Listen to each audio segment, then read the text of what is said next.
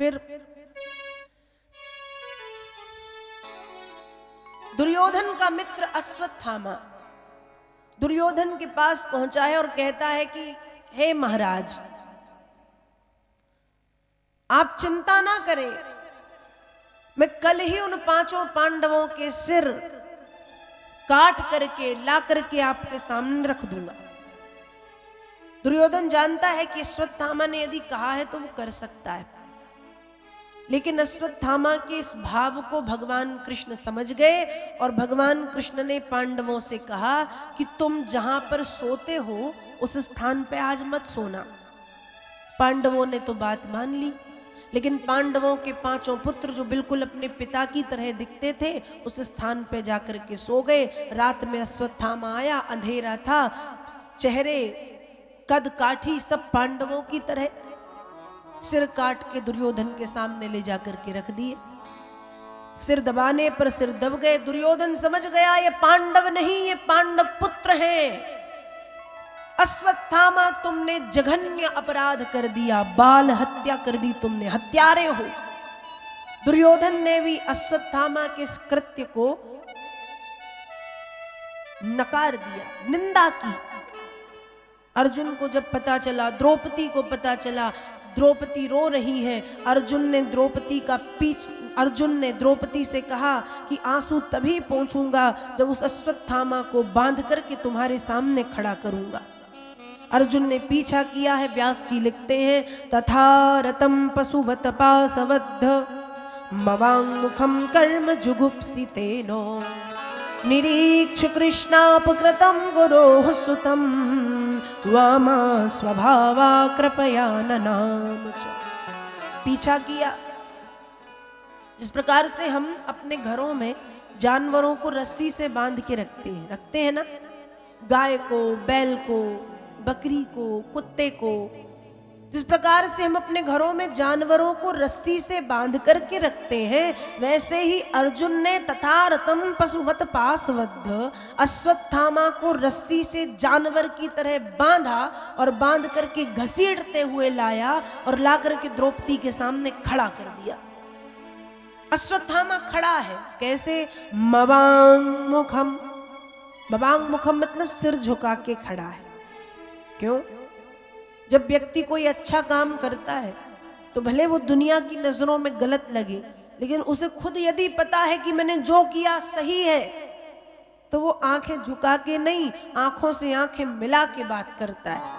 लेकिन अश्वत्थामा खुद जानता है कि मैंने जो किया है वो घृणित है, निंदित है, निंदनीय है, इसलिए मवाङ्मुखम, सिर झुका के खड़ा है द्रौपदी के सामने, सिर झुका के खड़ा है। निरीक्ष कृष्णापकृतं गुरोः सुतं। निरीक्ष मतलब देखा। किसने? कृष्णा। द्रौपदी का रंग भगवान कृष्ण के रंग का था, कृष्ण के रंग की थी, इसलिए द्रौपदी को कृष्णा कहते थे।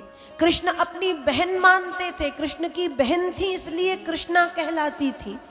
और कृष्ण की अच्छी मित्र भी थी द्रौपदी, इसलिए कृष्णा कहलाती थी। तो निरीक्ष कृष्णा, निरीक्ष मतलब देखा, कृष्णा मतलब द्रौपदी ने गुरोः सुतं, अरे ये तो गुरुपुत्र अश्वत्थामा है।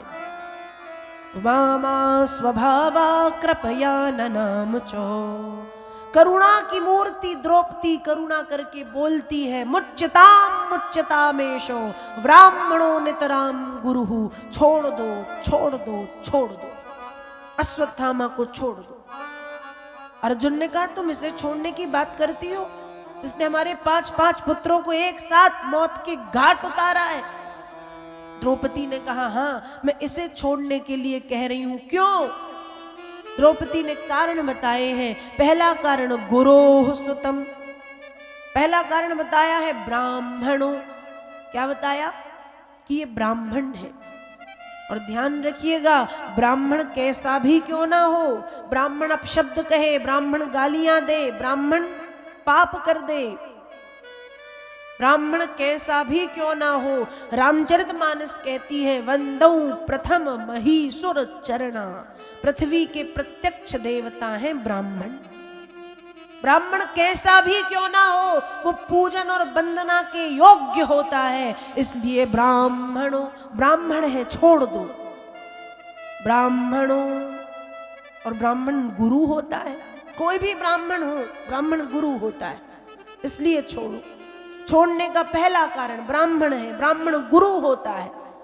छोड़ने का दूसरा कारण गुरोः सुतम्, गुरु पुत्र है। आप ये मत सोचो कि आपके सामने अश्वत्थामा खड़ा है, आप ये देखो कि गुरोः सुतम्, स्वयं गुरु द्रोणाचार्य पुत्र के रूप में आपके सामने खड़े हैं। क्योंकि पुत्र पिता का ही तो अंश है, आत्मा वही जायतेति पुत्रः, संतान जो है वो माता पिता का ही तो अंश है।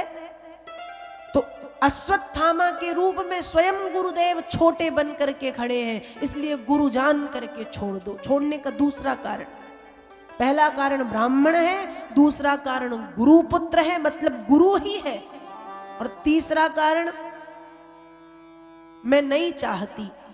जिस प्रकार से मेरे 5 पुत्र मर गए और पुत्रों के वियोग में मैं रो रही हूं, आज जो कष्ट मेरे जीवन में आया है, आप इसे मारोगे, कल के दिन में इसकी माता की स्थिति भी मेरी जैसी हो जाएगी।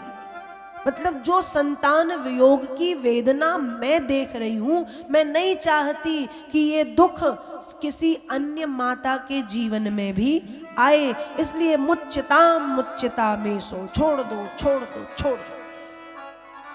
द्रौपदी की बात का समर्थन युधिष्ठिर ने कर दिया, सही बात है।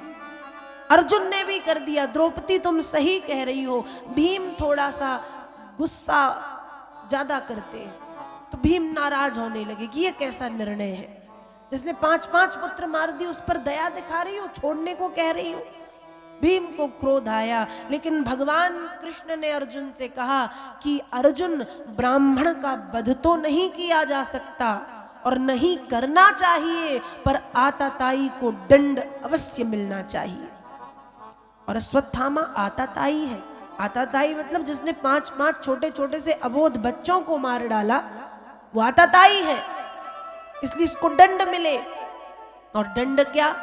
अकीर्ति चापि भूतानि कथिष्यन्ति ते अव्ययाम संभावितस्य चा कीर्ति मरणादितिरुच्यते।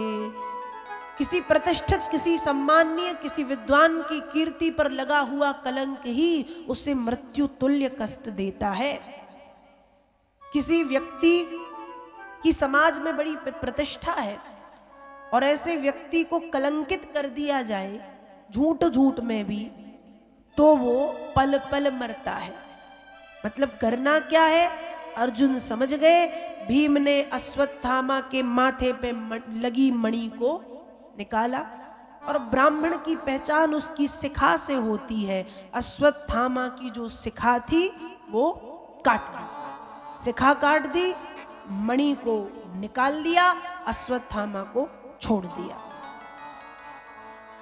और समय बीतने पर अश्वत्थामा तो अश्वत्थामा है, प्रतिशोध बदले की भावना बढ़ती गई, अब भी बदला चाह रहा है।